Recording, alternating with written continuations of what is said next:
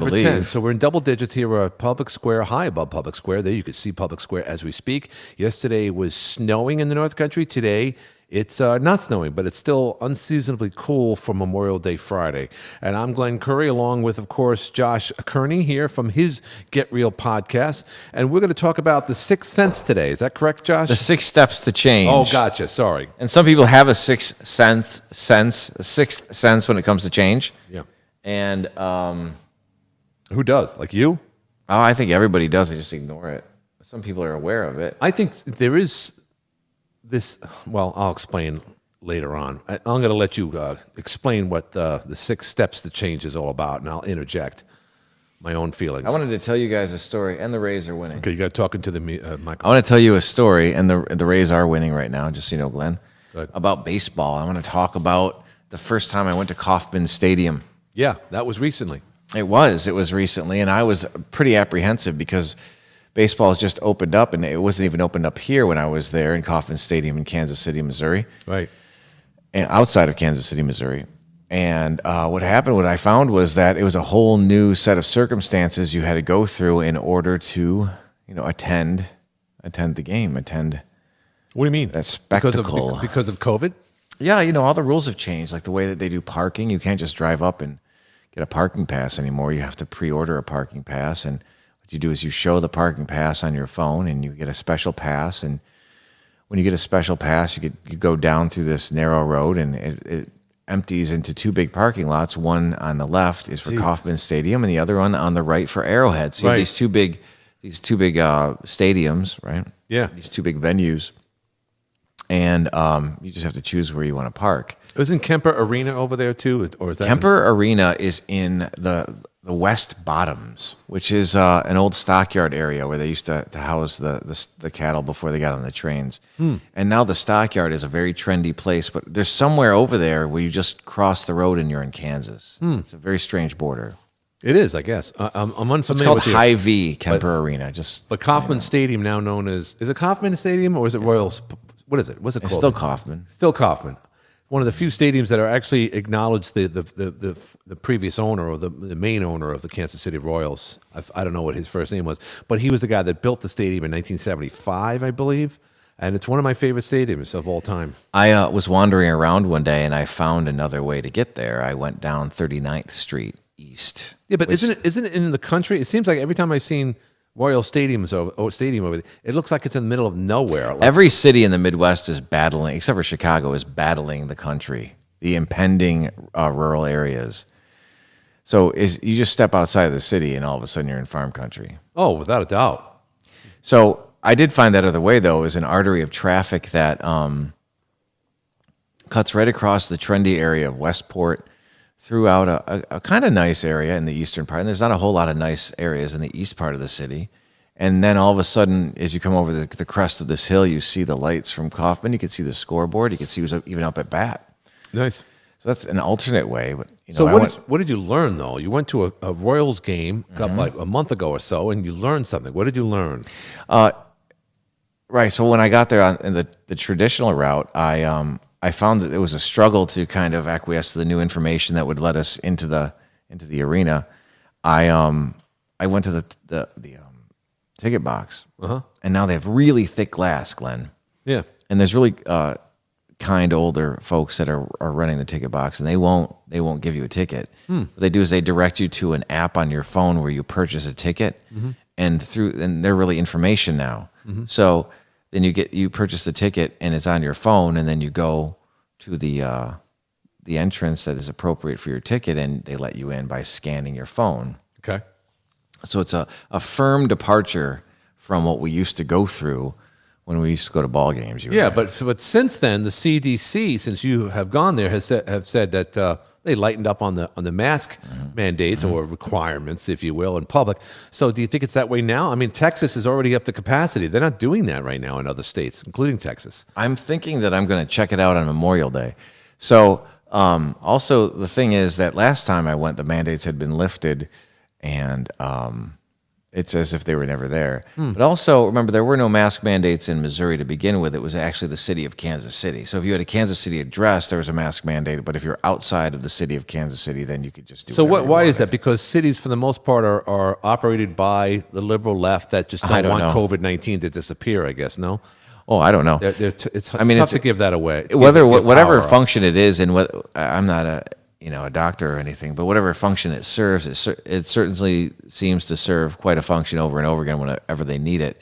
So, gaining access to the stadium, to the venue, I got in there and my phone shut off. My handy Motorola 7 shut off, and I didn't know what seat I was in.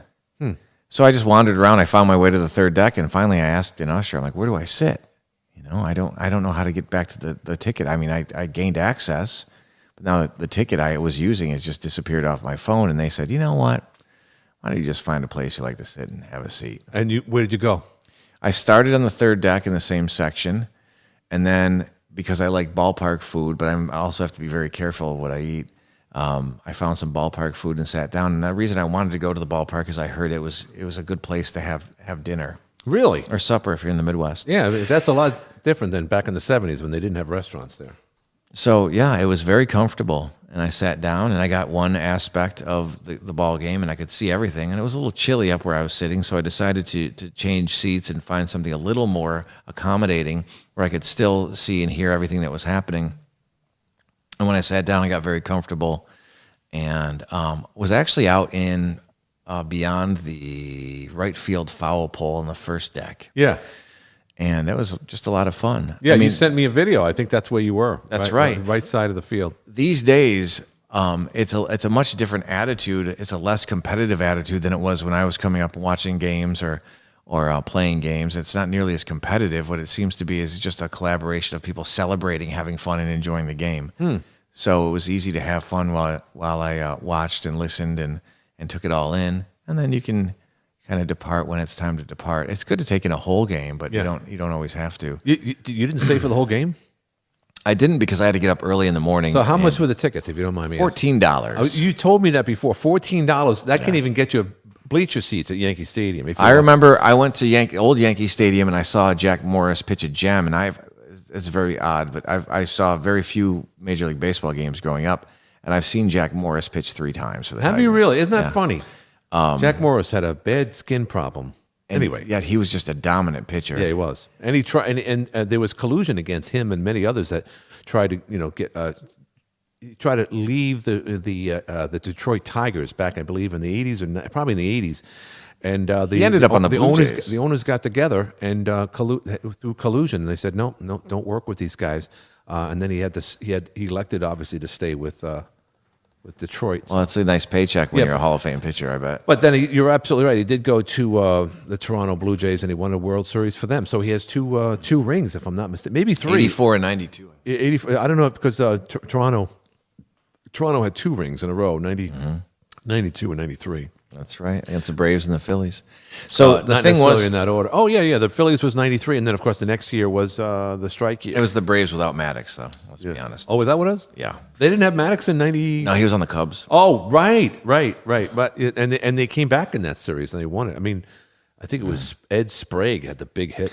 Ed Sprague played third base for the Syracuse Chiefs. Did he? And Ed Sprague also was married to an Olympian. I think she was in what do they call that when they?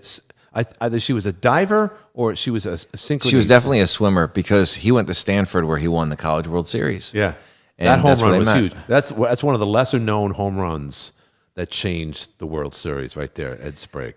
So now the tickets that I'm looking at for Monday are still vastly less expensive. What I wanted to mention about seeing Jack Morris pitch at Yankee Stadium was that's the first time I've ever eaten a $26 hot dog. Yeah, is that how much it was? No, At come old on. Yankee Stadium, yeah. The $26 average even price, back then. When you say old, I think of the old Yankee Stadium. yeah, the one with the white weird fence in the back.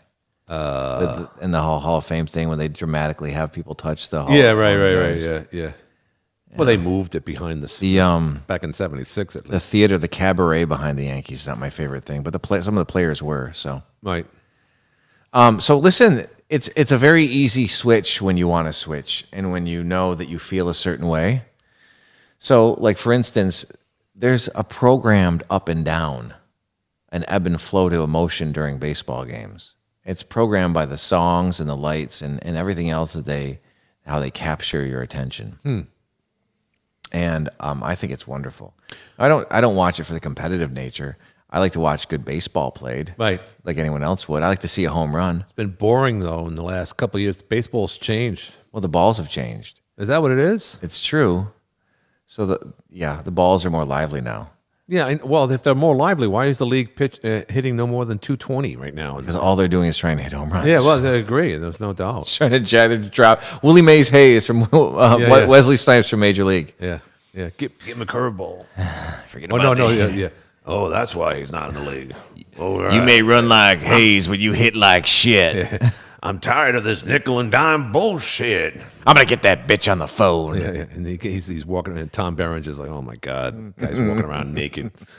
Everybody wants Good to see movie. the old Real man's good movie. Johnson. Yeah. So yeah, I subjected my family to that movie the other day. Yeah, great movie. One of the best. So Really it's a ritualistic thing too. I mean, for me, I was a terrible baseball player. Were you really? Yeah, I just couldn't get out of my own head. So Hunter's better than you? Oh, infinitely. He's an infinitely better athlete. So Physically. Now, the thing was that the difference I had was that I always felt like a bit of an underdog, and I was undersized until I was about his age. I was well undersized, so I used to have to fight really hard Right. to do anything. He's already 6 foot at least. He's about 6'3". And he's 6'3" as a sophomore. Yeah. He looks like Trevor Noah on top of that. He's shaved his head. Not Trevor Lawrence, not Trevor Trevor Noah. Trevor Noah. Who's his mom? My God. Trevor Noah. I can't Who's his stand dad? Trevor Noah. Who can? Well, Trevor Noah talks about how his mom had to dress up as a maid so that she could stay in the house in South Africa because it was an interracial whatever. I don't believe one word that he says I agree. ever. I agree. Anyone with that is marketed through a British accent, I don't trust them. Really? At all. You don't like Piers Morgan? No, I think he's a piece of crap too. I think it's inherently, it's ridiculous. Well, that's a bad Piers Morgan. Him and his gun I hate stances. about his gun stand. But what he's been saying recently about, what's her name there? Meghan. And Meghan Markle? Meghan Markle and Prince Harry. He was spot on, no doubt about it. And then, of course, Sharon That's the Osbourne. problem. Sharon Osbourne jumped on board and defended because they're both friends. And now, by the way, I know you don't watch The Talk. I like that. The Talk. That's good grammar right there. And the ratings have plummeted since she left. So here's what I wanted to talk about. I wanted to open it with a little bit of baseball and some entertainment, and it's good that we do that. It's because this doesn't have to be that big a deal in effort, but in the long run, the result can be a big deal. And I want to talk about the 6-step reframe, the 6 steps you can take. And I'm going to start teasing this, and this can also be used, and we'll probably use this in class and chop this up and make it an unlisted video after we're done. Okay. After we celebrate the evening of June 2nd at 7 p.m. Now, the first thing you have to do if you really want change to happen, the first thing that will really catapult you into a new space is you got to stop beating yourself up. So you actually have to thank yourself for the way things were going before, because it was actually producing something you didn't even know was wrong until the present time, until you felt less comfortable than you should, or you knew there was a better way. So you can thank your unconscious mind for the help it's given you to this point. Right. And this is the key. And this is important for every change that you want to go through. So you thank your unconscious mind first. That might be the toughest thing. You have to admit to yourself that you can't shame yourself into change. And that's also can be a difficult thing. But once you have that and you agree with it and you're comfortable with it, everything will fall into place, because your unconscious mind will generate new ways based on the physiology we're going to talk about in just a moment, new ways to get your needs. And I like to say, probably because it's new and fresh for the next 7 days that you follow this process, that you've actually had this in order. Overnight, probably, maybe while you're doing something else and you're busy, 3 new ways each day to meet your needs. So that's the second step of this. Those 2 things are confronted, and you know that they're there and they're true. And then when what you're asking for, the new result, feels a certain way, you can actually feel it in your body. And many people say that they feel it in their chest or their stomach, right? But just like everything else, like the baseball game was once this big, huge competitive thing, And now it's more of a celebration of the game. People want to see their team win, and they want to see their favorite players do well, but they're not going to go break the windows out of somebody's car that has an opposing team sticker on it. Unless you're an LA fan. Los Angeles fans are really mean lately. I do want to have an asterisk to this. If you're a Georgetown fan and you don't drive in my neighborhood. Yeah. So why is that? Because of all the... I mean, that was a long time ago when the Big East was the Big East. So you still haven't gotten over that. Since they closed Manley Fieldhouse. Oh I don't need to get over it because they're a criminal institution. And I remember Michael Graham, and I remember Patrick Ewing and Ralph Dalton, and I remember how dirty, and Michael Jackson, how dirty those players were. So again, Georgetown fans, just stay out of my neighborhood. So here it was, a nice fuzzy message. Oh, hey, we're all getting along, and then Georgetown comes up and he wants Georgetown. revenge. That's. Like I don't need revenge. I know what the evil empire looks like and smells like. I mean, you might as well send me a picture of Trevor Noah in a Georgetown sweatshirt. That's what he belongs. Trevor Noah said something. He says a lot of crazy stuff. But years ago, he said he was flying over the Midwest in a flight from here to there. Ultimately from New York to L.A., I'm sure. And he wrote or tweeted, it's like, I'm flying over the Midwest and I can smell the ignorance. And again, that's just an elitist leftist says the non-American. And he can get away with it because, yes, he's non-American. He's a man of color. And the liberals love him, just like they love Fauci and everybody else that really, they love his accent. They love his racial ambiguity. And any time that Norah O'Donnell or any one of those guys on CBS this morning have any opportunity to talk to these people, they brought in the singer the other day from the Steve Colbert show, the guy that plays the piano in his mouth, and he's got crazy hair, and he's a very talented guy, but he shouldn't be in a fucking talk show because, they were talking about anti-Asian hate, and he started getting into, and you could just tell that what's her face, the girl in there with the yellow shirt. No idea. It's Oprah Winfrey's best, Gayle King. You could just tell. I said, "No, boy, I got to take the conversation away from him because he's going to slip up." He says, "Hey, why is it always brothers that are beating up Asian people?" And she just took the conversation away from him. Anyway, go ahead. My little dispersal there. So I do want there's an edge to all of this. A lot of times. So you want to feel that new physiology of what it feels like to get what you want. You want to be able to feel that right now. You want to be able to just right now experiment with this as you watch this live or you watch this on Wednesday evening and you do want to make a change. Right. So that feeling right now. Make that change. If that's a positive response, if that's something that's positive and will give you grant you a new way towards. What are you doing, man? Well, what I'm doing is I'm just making sure that it sounds good online. So you have that new feeling. That's why I was just playing it, and it's like 40 seconds behind. You can hear it. Go ahead. So are we going to edit that out? No, it's fine. It's fine. So I'm going through the third step. That's a very important step. I'm sorry. Just wanted to double check our audio. Go ahead. So you have the new physiology of what's happening and the way it's going to feel when you have what you want. When you have the new thing happening, it's going to feel good. It's going to feel like a celebration, a positive response. And you'll allow that, the fourth step, allow that to grow if it's saying, yes, this is the new way to do it. So it's steps 1 through 4, right? Mm-hmm. And then you know you're on the right track when you have those things in place. So I do want to, there's a little bit of a caveat here. There's a place in here anywhere you can to just show appreciation for the way you did it before. Okay. There's a way to know that there's a positive intention to the way you're doing it before. And this is just to get a similar result, a new way that's better for you. And that's all the 6-step reframe is. Now, the reason why we're going over 6 steps is because the 6th step is coming. And this is what all change is based on that we go through. So steps 1 through 5. And so are you going to the mall later on today? No, why? I'm just wondering. What's the mall like? What's the mall like? Yeah. It's a place where people walk around and look at others. No, what's the mall like now since it's opened back up? Is it masked or demasked? Or did they now Skewed is gone and that was one of my favorite places to eat. Oh yeah. But no. People are still wearing masks, but not as many. I noticed in drugstores, I guess it's this misnomer, or perhaps they're, maybe it's accurate thinking, but they, when you go into a drugstore, you're around sick people, so you got to wear a mask. You walk into Walmart, you don't wear a mask. So I don't know what's going on anymore. I wear a mask anyway. I don't want anyone bitching at me. Are you a Republican? Are you a Republican? That's not. They don't say that to me. You're one of them. You. Sorry. If you ever, by the way, did you ever see the movie Invasion of the Body Snatchers with Sutherland, Donald Sutherland. Donald Sutherland. Yeah, there's that meme of him going, oh. Yeah. It's very strange. Yeah, great movie. Jeff Goldblum's in it. 1978, 79. Old movie. So Donald Sutherland is knowing to take the cash payout. He's known for taking the cash payout for Animal House rather than a piece of the Oh, back my. end. Are you kidding me? So he got paid like $25,000 for that movie that made so much money. It's my job. And then the unnecessary scene when he reaches up to get up to the top of the cabinet when he was with Debbie Allen, whatever her name was. Remember that? It was unnecessary. We got to see Donald Sutherland's buttocks.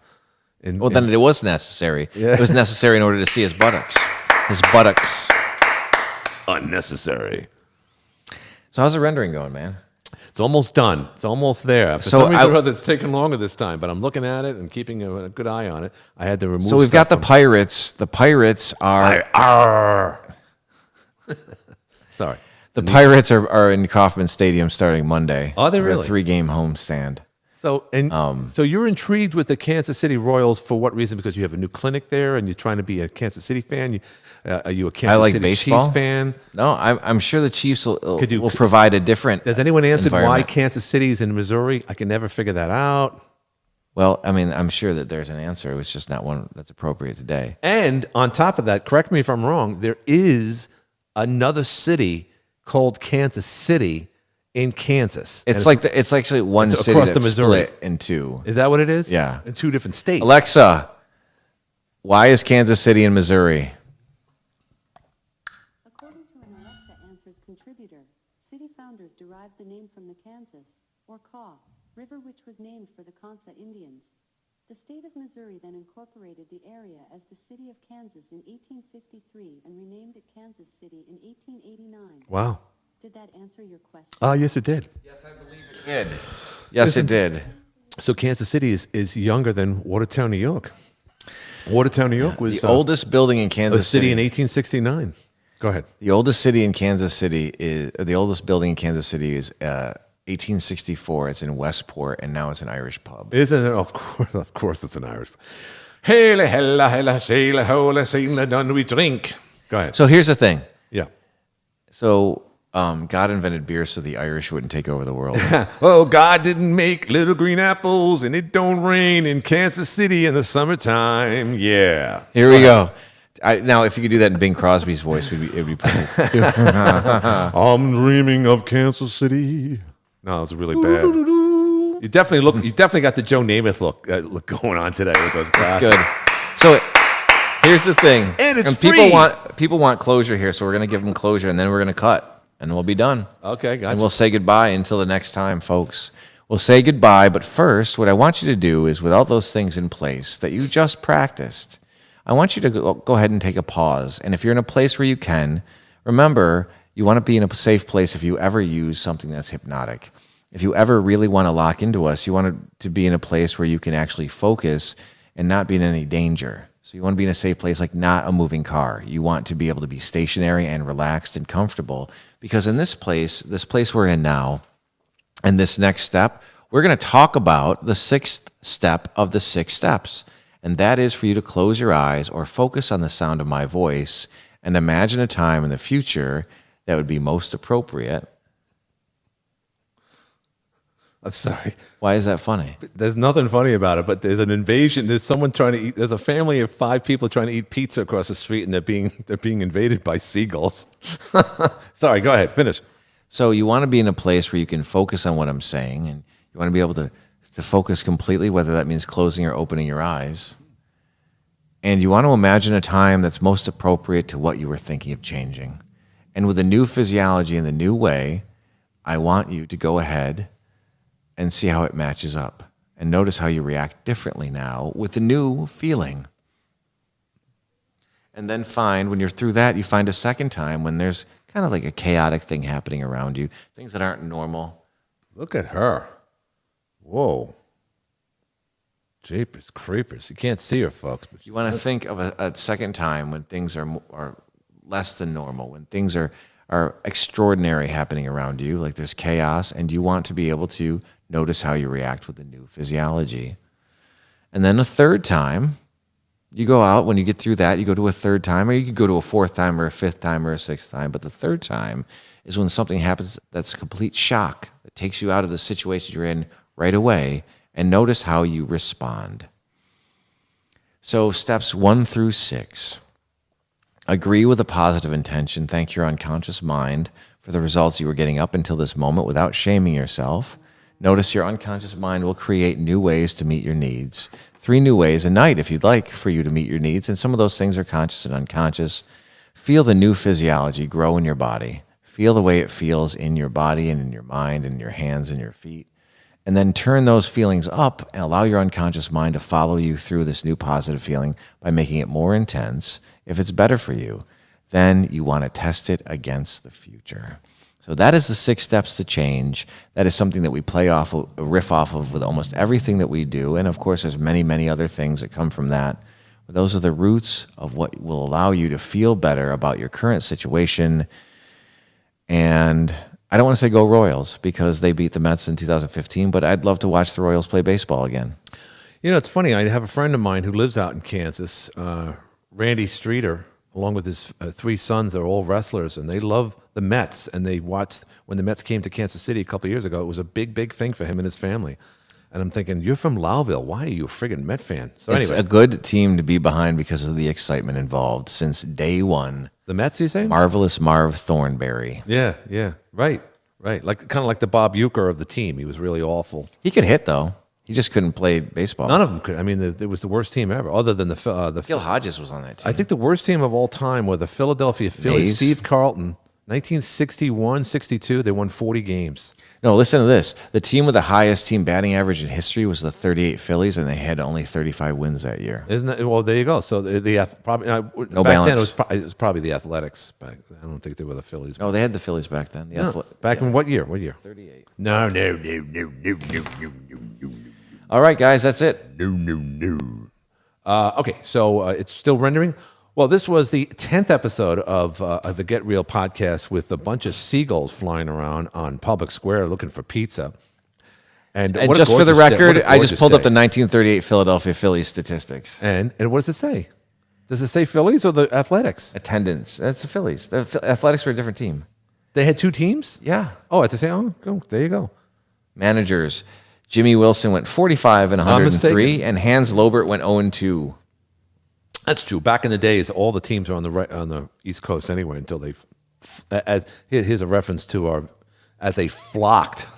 Okay, here we go. We got to do to the this. West Coast. We're going to do this at the end here, and we'll probably fade out, but this will probably be cut out. We're going to talk about it anyways. Here we go. The top 12 players. You want me to start from 12? Yeah. Pinky Whitney with a .2 WAR. Then Gibby Brack with a .4 WAR. Bucky Walters, .5. 0.5 what? Wins against replacement players. Oh, my God. Syl Johnson, That's a 0.7. statistic? Yeah, it's a real one. Buck Jordan, 0.8. Hirsch Martin, is 1.0. Buck Jordan.